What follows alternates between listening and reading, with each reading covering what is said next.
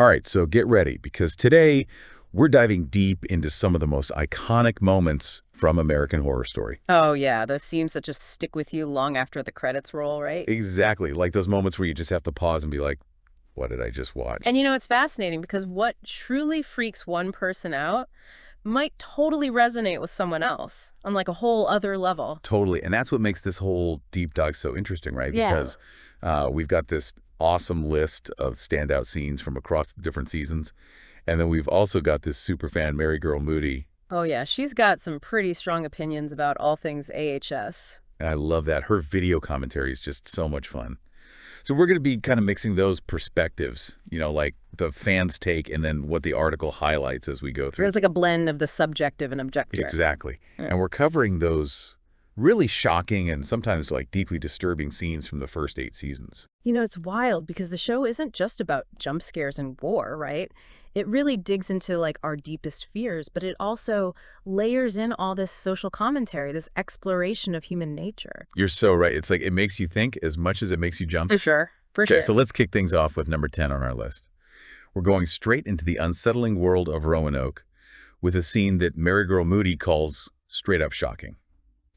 This is the one where Shelby finds Matt with Skavak and decides to take matters into her own hands. And I mean, by matters, I mean with a crowbar. Oh, yeah, that's a brutal scene for sure. I mean, super intense. But, it's interesting how it plays on that classic trope of like the quiet girl who ends up being the most dangerous. Oh, yeah. Like Shelby starts off as this kind of like passive character, but in that moment with the crowbar, she just embodies this like raw primal instinct for survival. And the way Mary Girl Moody describes it is like she snaps, right? Like all this pent-up frustration and fear just explodes. Definitely. And what's so effective about it is how it ties into the whole theme of Roanoke, blurring those lines between reality. We're constantly questioning what's real, who to trust, and then Shelby throws another wrench into the mix. Exactly. And she makes a good point. Like that scene with Shelby really makes you question everything you thought you knew about her character. It totally does. It's like one of the hallmarks of American Horror Story, right? Yeah. It constantly subverts your expectations. Just when you think you know who to root for, they pull the rug out from under you. Okay, so moving on to number 9. We're jumping over to Cult for a moment. Well, let's just say it doesn't exactly paint Allie in the best light. This is where she decides to poison Ivy. And Mary Girl Moody's commentary is just hilarious. She's like, divorce clearly wasn't on the table. Seriously, though, that's a dark turn for Allie, but it makes you think, right, like how far are we willing to go for justice or even revenge? Cult was all about those anxieties and that breakdown of trust, and Allie's actions kind of reflect that descent into darkness. Oh, totally. And the fact that Mary Girl Moody even suggests, well, divorce could have been an option, just adds this layer of like dark humor to the whole thing. Yeah, it's like the show is acknowledging the absurdity of it all while still making us confront those difficult questions. And, in American Horror Story, actions always have consequences. Yeah. But those consequences aren't always what you expect. It's like a ripple effect, right? One choice, one act of violence, and it sets off this chain reaction that you can't control. All right, get ready for number 8, because this one is rough.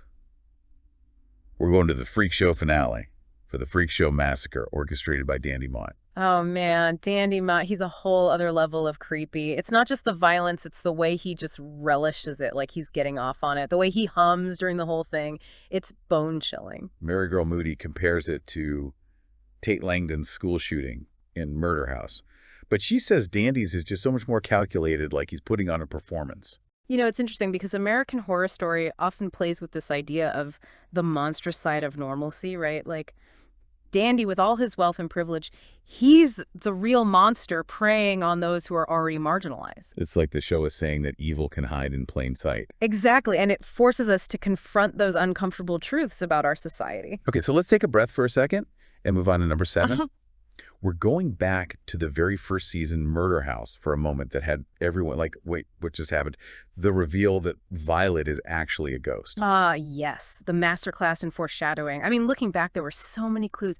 The fruit flies, her failed suicide attempt, her inability to leave the house, it all points to that tragic truth. Mary Girl Moody said she was totally blindsided, just like the rest of us. She even calls it like a perfect example of how Ryan Murphy and Brad Falchuk came out swinging with this anthology. Totally. They weren't afraid to take risks to really mess with our expectations. And by making the teenage daughter the ghost, it really sets the tone for the whole series, right? Like, you can't take anything for granted. It's like they're saying, okay, you think you know the haunted house story. Think again. For number 6, we're entering the world of Coven, a season all about power legacy and the rise of a new supreme tyrant. And let's be honest, Cordelia's ascension wasn't exactly what everyone expected. It's true, we were all caught up in the drama of the Seven Wonders, expecting someone you know more outwardly powerful to claim the title. But Cordelia's strength is in her compassion, her selflessness, her willingness to sacrifice. And Mary Girl Moody points out something so cool. She's like, it was right there in the opening credits. The image of Sarah Paulson with the supreme symbol, talk about foreshadowing. It makes you want to go back and rewatch the whole season just to catch those little details. It's amazing how much attention to detail they put into the show. Even the smallest things can have deeper meaning. Okay, back to Murder House for number 5. This is a reveal that left fans both horrified and strangely sympathetic.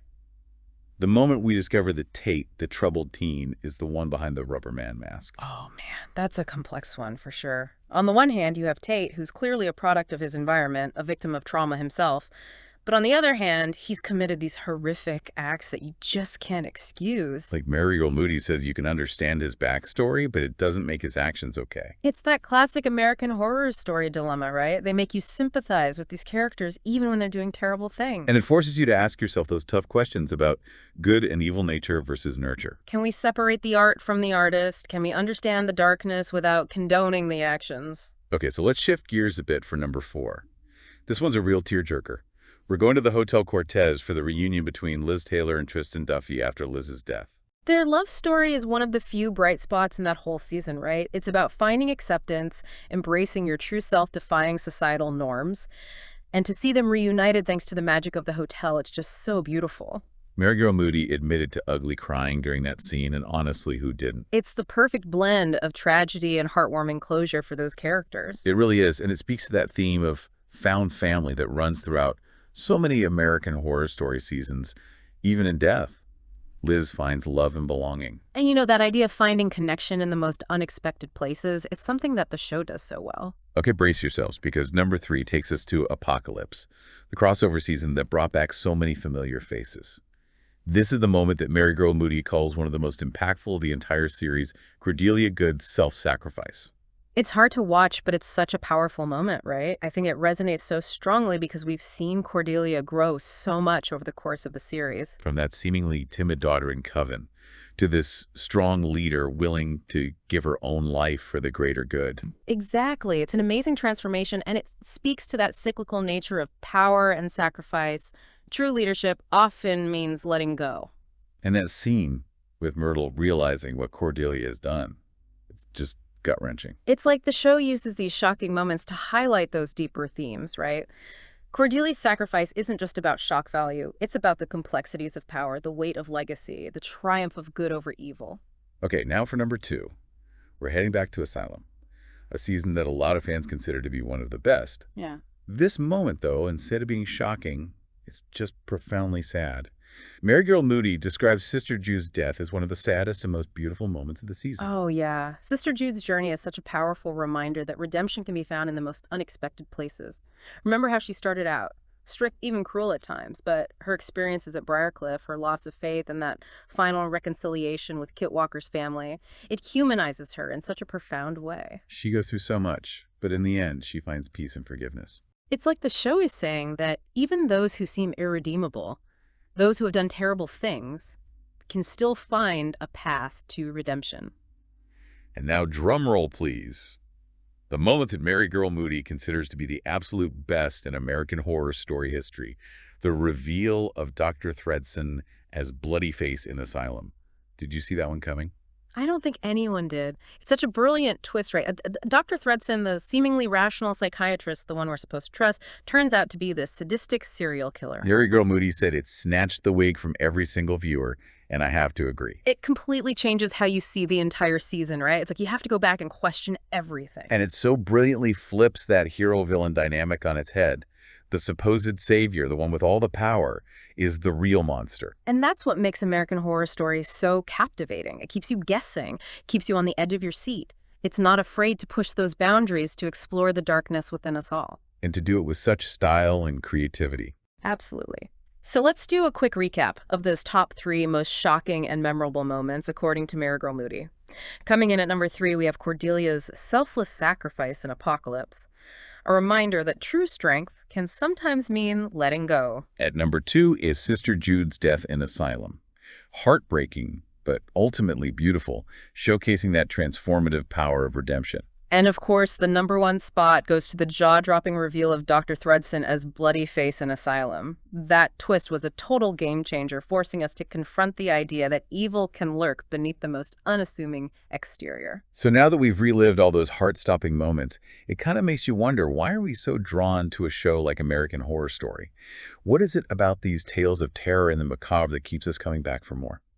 What do you think? Does it tap into some primal fear? A need to confront the darkness in a safe space? Or maybe it's the artistry, the way the show blends social commentary with those shocking and often deeply unsettling narratives. It's fascinating, right? Totally, because on the surface it's a horror show, but there's so much more going on underneath.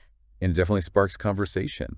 Mary Moody's commentary was full of passion and strong opinions, and I'm sure you have your own thoughts about these moments. Definitely. What scenes resonated most strongly with you? Were there any that left you particularly disturbed, or maybe even changed your perspective on something? Maybe you disagree with Mary Moody's ranking. Maybe you have a favorite moment that didn't even make the list. I'd love to hear what stood out for you, and what do you think American Horror Story ultimately says about us? About our fascination with the macabre and our need to confront the darkness. That's something to think about, isn't it? So keep exploring those dark corners and keep those conversations going. We'll be back soon with another deep dive into a topic that's sure to get you thinking.